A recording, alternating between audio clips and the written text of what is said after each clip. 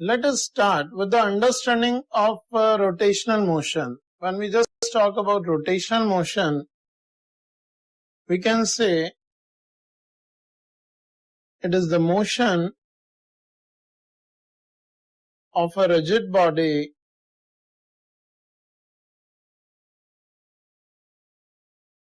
about an axis of rotation such that different particles of body move in different circular paths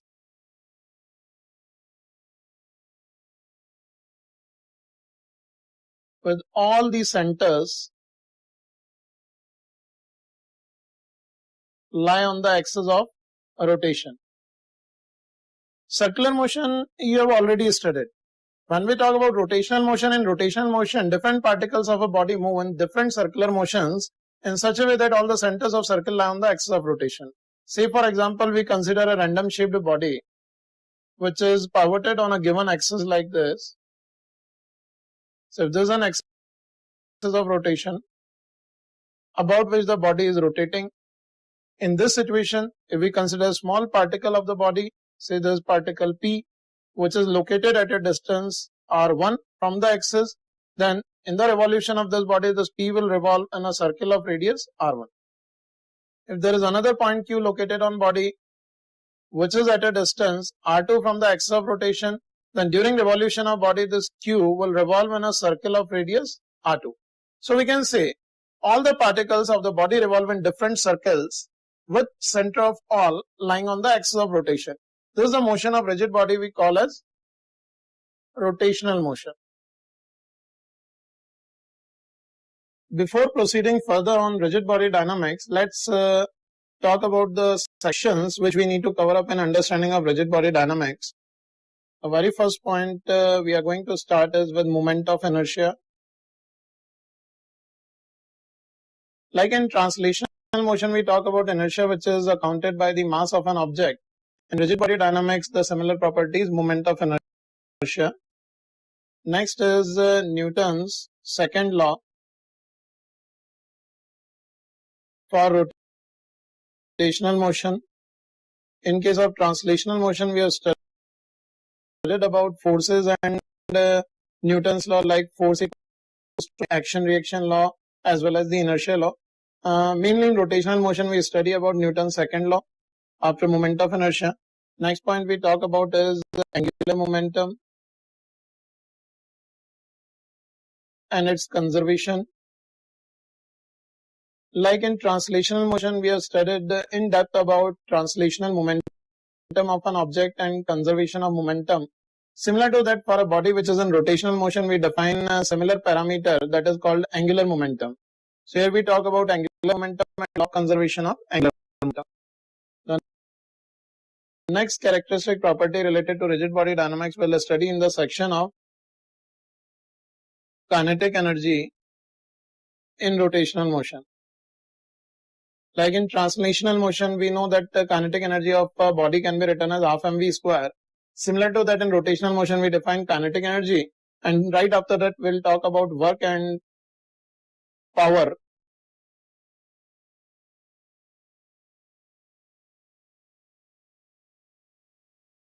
In rotational motion, here we'll also talk about work energy theorem for an object in rotational motion, similar to the situation we have studied in translational motion. And the last point, which is quite useful in such cases, will be different from translational motion, that is rolling motion and its applications.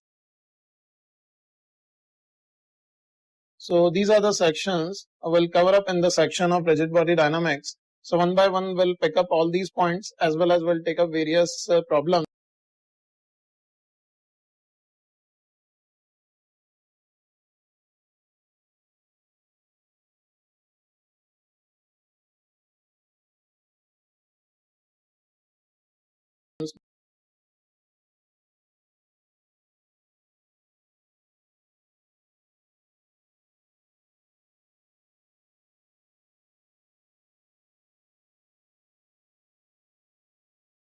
translation motion.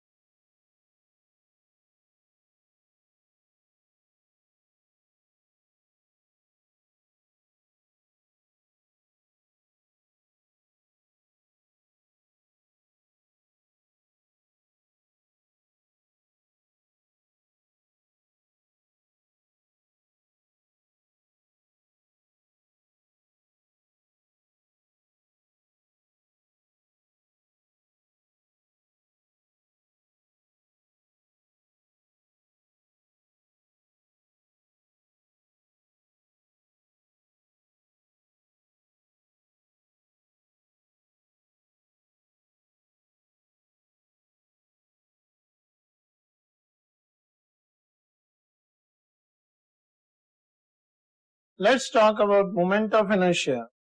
When we just discuss about moment of inertia, we can say it is the same property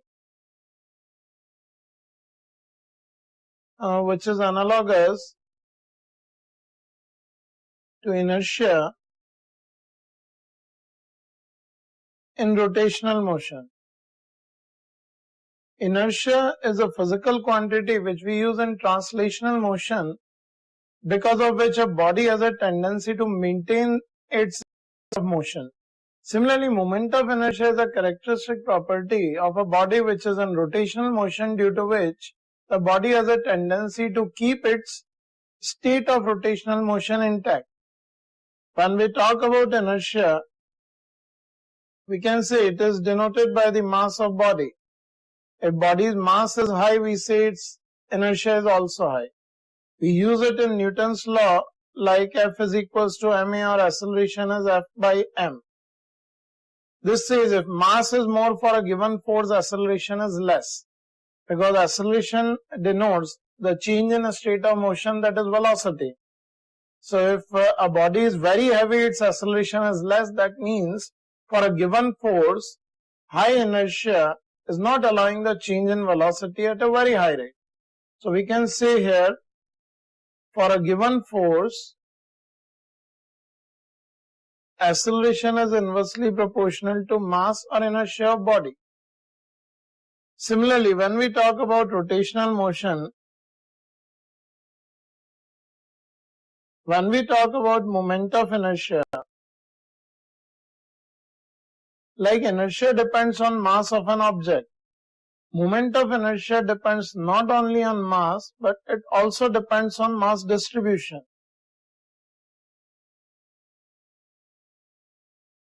This can be written as mass distribution with respect to axis of rotation about which the body will rotate. Like here we use F is equals to ma. The counterpart of force in rotational motion is, yes, it is torque, which we already studied. So we can write torque is equals to I alpha, which is the Newton's second law in rotational motion. So here we can write angular acceleration of body as torque upon moment of inertia. And here we can write alpha is inversely proportional to moment of inertia. So we can state as angular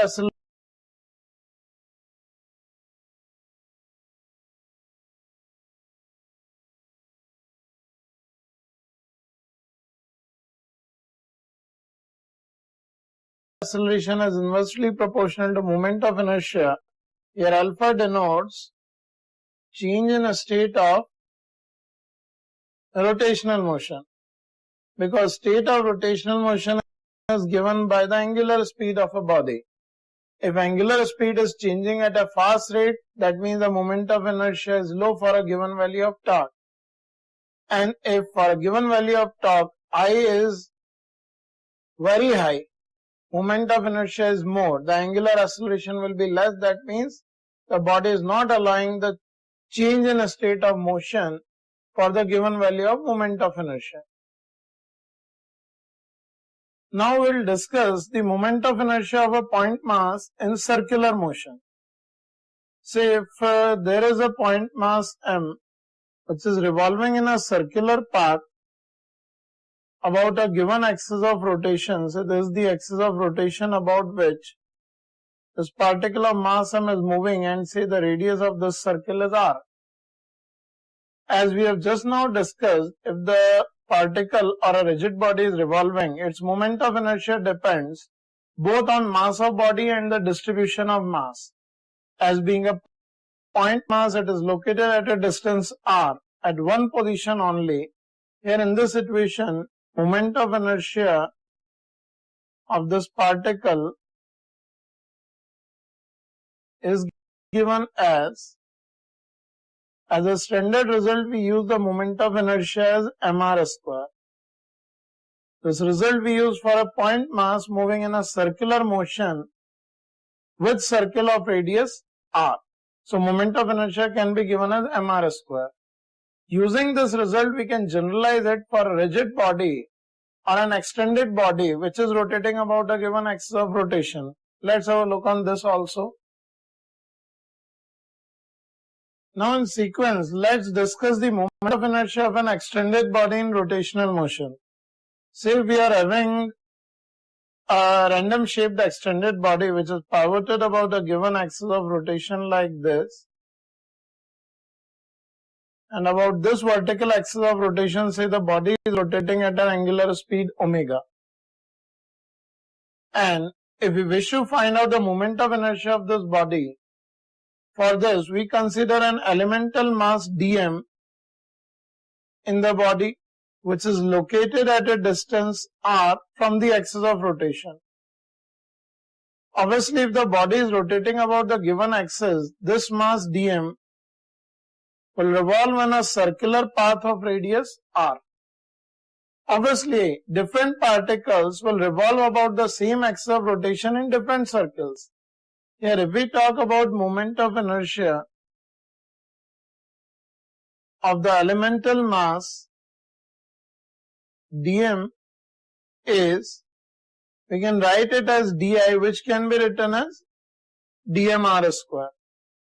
As we have just now studied, for a particle of mass m revolving in a circle of radius r, moment of inertia can be given as mr square. So for the elemental mass dm, it can be written as dmr square. So total moment of inertia of whole body is,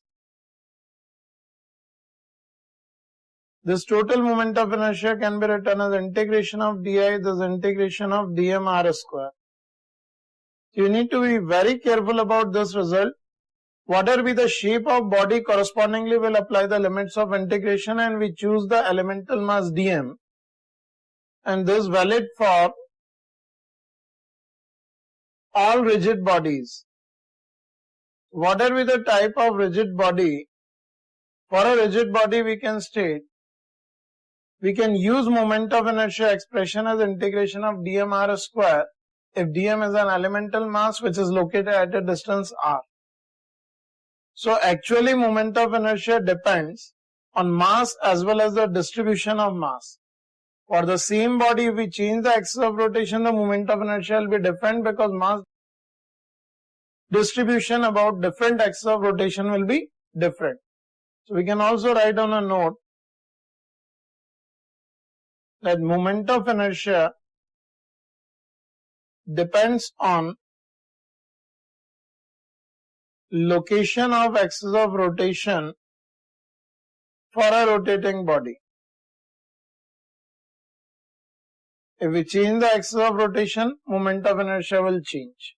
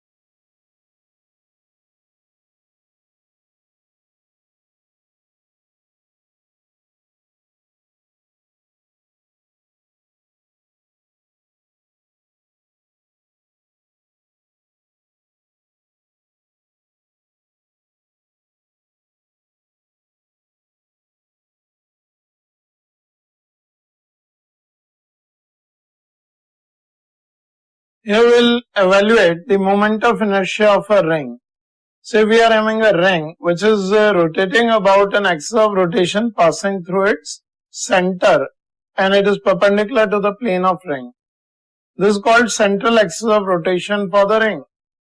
And say we are required to find the moment of inertia of ring about this axis. We first consider an element of mass dm on the ring. Obviously, wherever we'll take this mass dm, we can state that it will be located at a distance r from the center. So we can write here moment of inertia of elemental mass is this di, and here we can use the result of the point mass which is revolving about a given axis in a circular motion. So it can be written as dmr square. So for total moment of inertia, it can be written as integration of di, it is integration of dmr square, because the radius in which the elemental mass is revolving is capital R, which is the radius of ring. So here for all elements, this capital R is a constant, so this r square can be taken out of this integration. Integration for elemental mass for the given object can be written as mr square.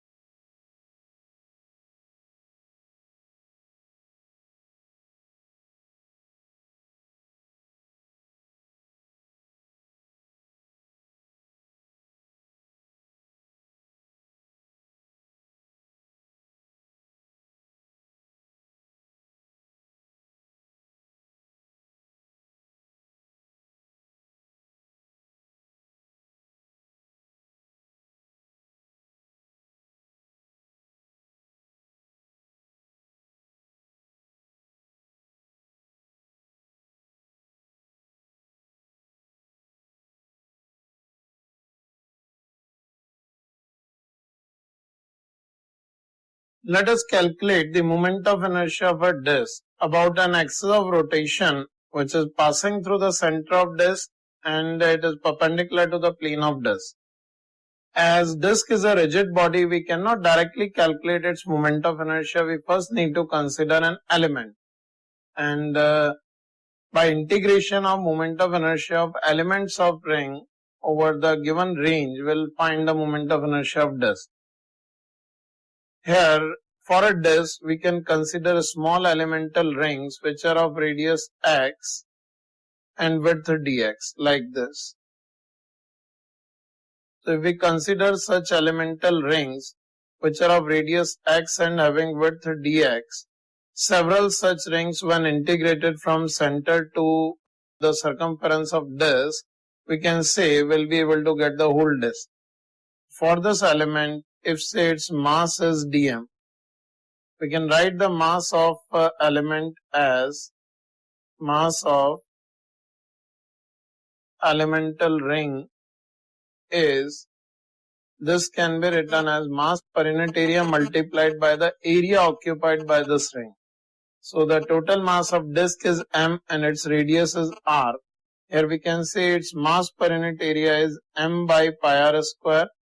We multiplied with the area occupied by the disk, which can be given as its length into the width, that can be written as 2 pi x dx.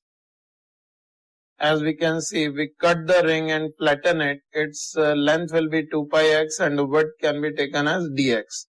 So in this situation, the mass of this element will write as m by r square into 2x dx. Now if it is a ring, as we can see this is a ring, the moment of inertia of the elemental ring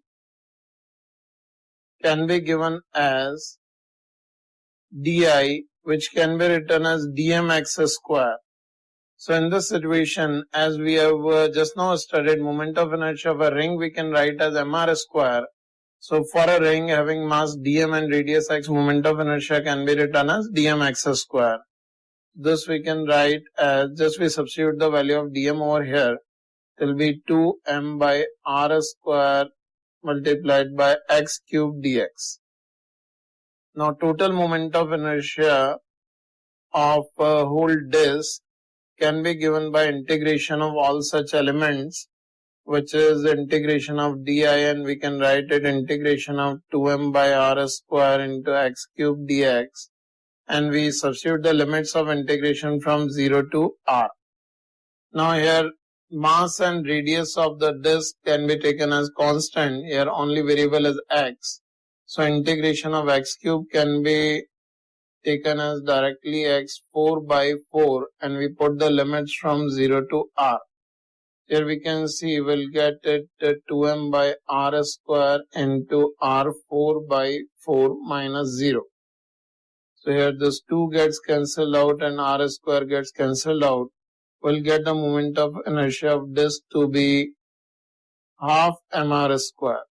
This is the standard result for moment of inertia of a disk about an axis of rotation which is passing through its center and perpendicular to the plane of disk.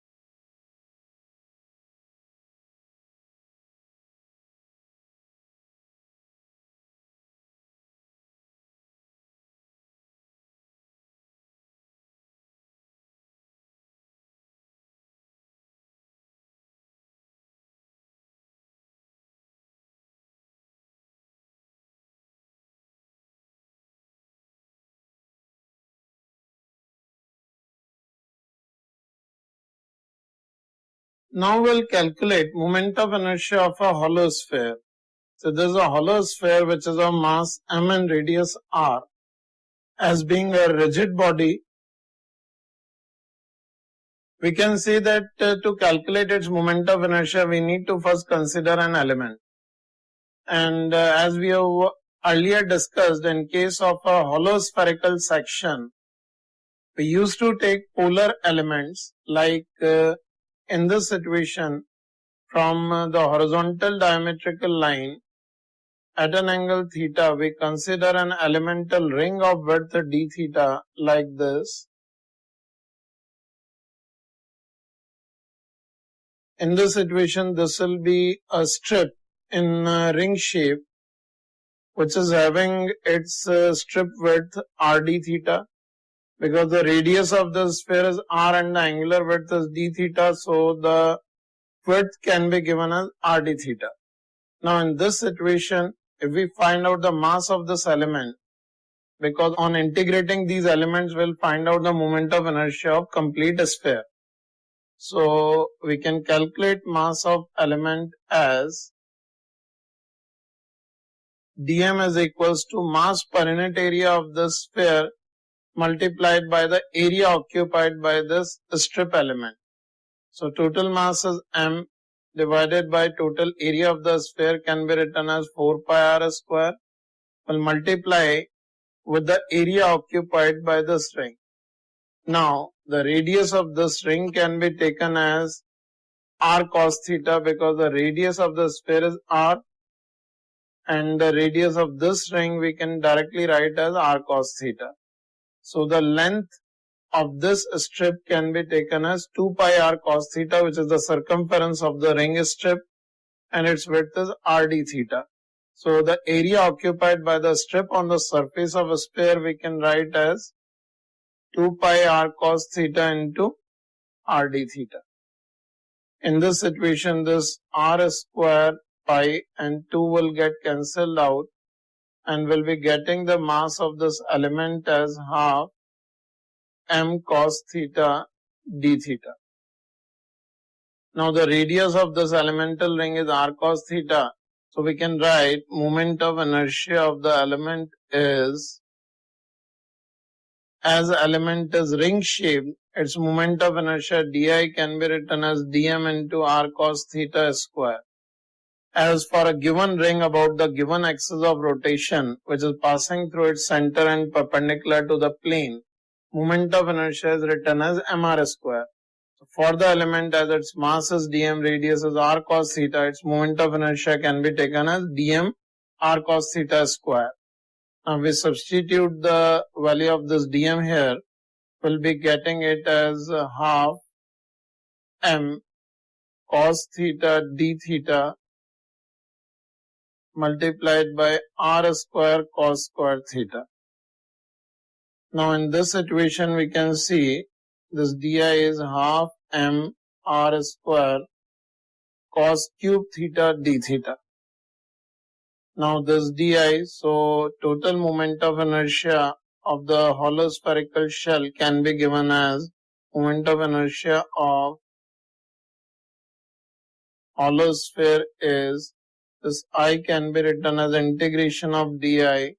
We can integrate this expression half mr square cos cube theta d theta, and if we put the limits of integration, we can see we are integrating in terms of theta, so it will be integrated from bottom of a sphere to the top. So angular limits can be written as from minus pi by 2 to plus pi by 2. In this situation, the moment of inertia is written as, here half mr square is a constant which we can take out of the sign of integration. It is integration of cos cube theta d theta from minus pi by 2 to plus pi by 2. Now I'll leave it as an assignment for you to integrate the expression. The final result after a complete calculation you will get will be 2 by 3 mr square, which is the moment of inertia for a hollow sphere which is rotating about an axis of rotation passing through its center.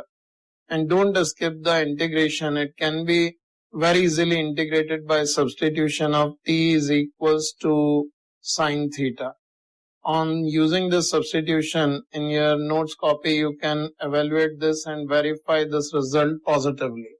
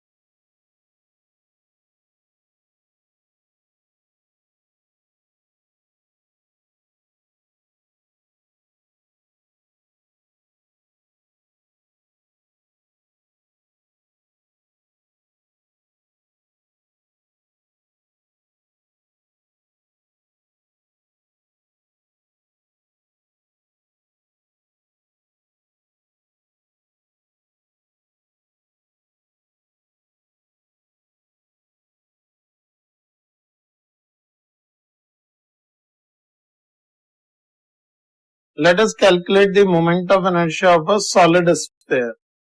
And again, as solid sphere is a rigid body, we cannot directly evaluate it. We need to first consider small elements in the sphere, integrating which we find the total moment of inertia. And for a solid sphere, let us consider a hollow spherical element which is of radius x and its wall thickness is dx within the volume of the solid sphere. So this is a hollow sphere which is of radius x and its width is wall thickness or width of the wall is dx. In this situation, we can find out mass of element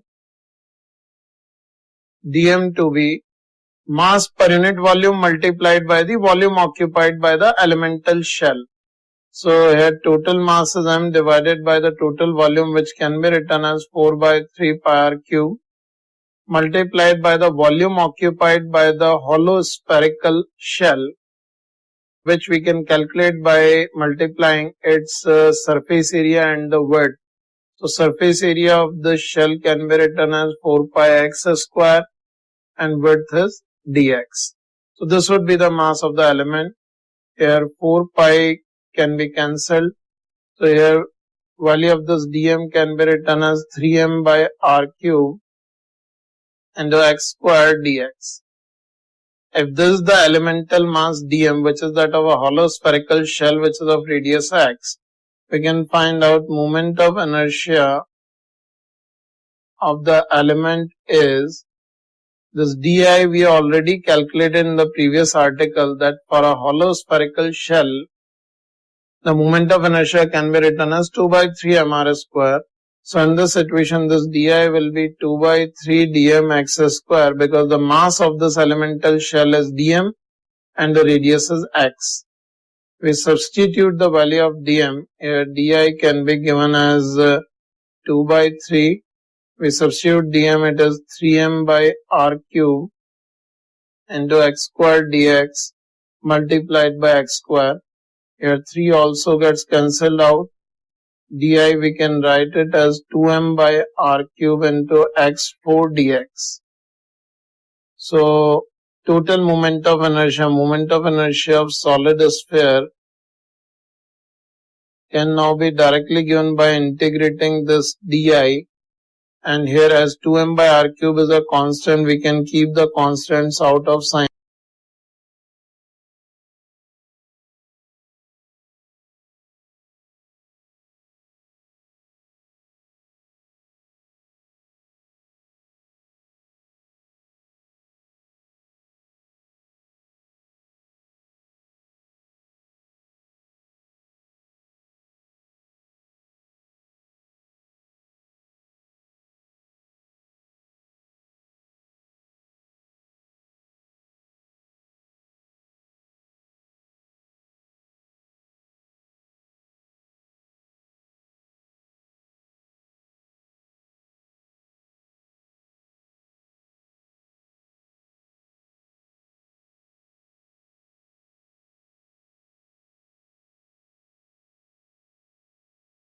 Now we'll calculate moment of inertia of a hollow cone, which is rotating about an axis of rotation which is passing through its altitude and center of the base also.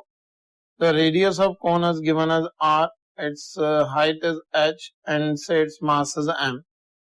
Again, as being rigid body, we first need to consider an elemental mass on this cone.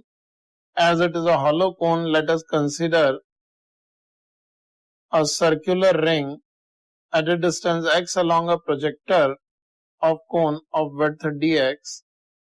This is a ring strip which we consider on this hollow cone, which is having width dx, and say its radius is small r. Now in this situation, the small r can be very easily calculated by using similarity of triangles. Like here we can write a small r by x is equals to capital R by root of r square plus h square. So we'll get the value of the radius of this ring, which is capital R by root of r square plus h square into x. We find out the mass of this element, so we can find elemental mass dm by multiplying the mass per unit area of this cone with the area occupied by this ring strip. So if its total mass is m, its surface area can be written as pi r root of r square plus h square It is multiplied with the area occupied by the ring, which is the circumference, into multiplied with the width. So it will be 2 pi r dx. So if we just simplify this result, it will be m by pi r root of r square plus h square multiplied by 2 pi. Small r we can write as r by root of r square plus h square into x multiplied by dx. Here this pi r gets cancelled out. So we are getting the value of dm as 2mx dx by r square plus h square. Now, as being a ring, its moment of inertia can be given by the product of mass and a square of radius. So we can write moment of inertia of element is, this can be written as di, which can be written as dm small r square, because mass of this element is dm given by this expression and the radius of this ring is small r. So here the value of di we can write as 2mx by r square plus h square dx multiplied by r square, which can be given as r square by r square plus h square into x square. Here the only variable we are having is x. So we'll integrate this x from 0 to the length of the projector, which is root of r square plus x square. So here total moment of inertia of this hollow cone can be given as integration of di. We can keep constants out of the sign of integration, which is 2mr square by r square plus h square whole square into, this will be x cube dx, which is integrated from 0 to root of r square plus h square. We know well that the integration of x cube can be written as x4 by 4. So here the final result would be 2mr square by r square plus h square whole square into x4 by 4. When we substitute the limits, we can directly write it as r square plus h square whole square by 4. So this term gets cancelled out, 2 also gets cancelled out. The final result will be getting is half mr square, which is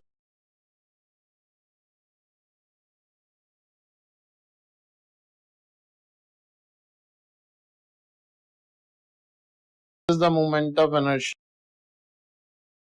of a hollow cone about its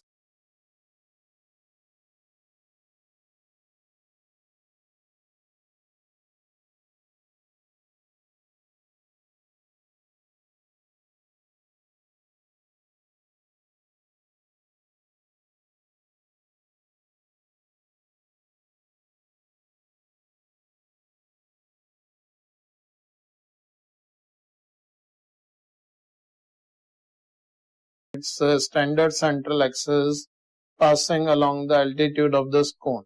So keep this result also on your tips.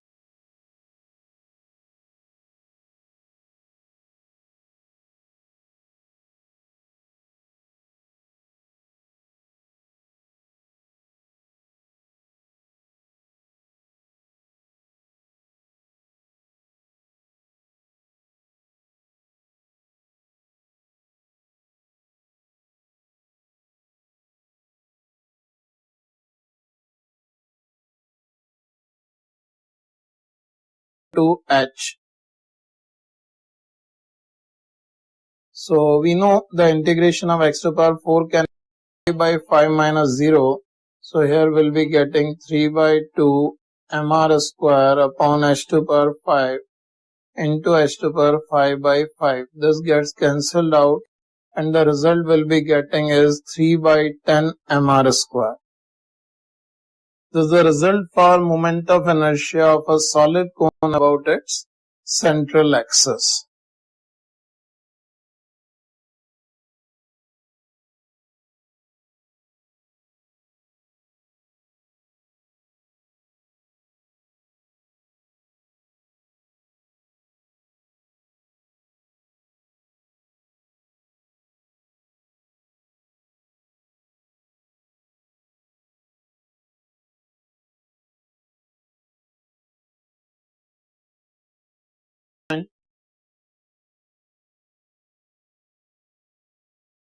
element of motion is the previous case, the axis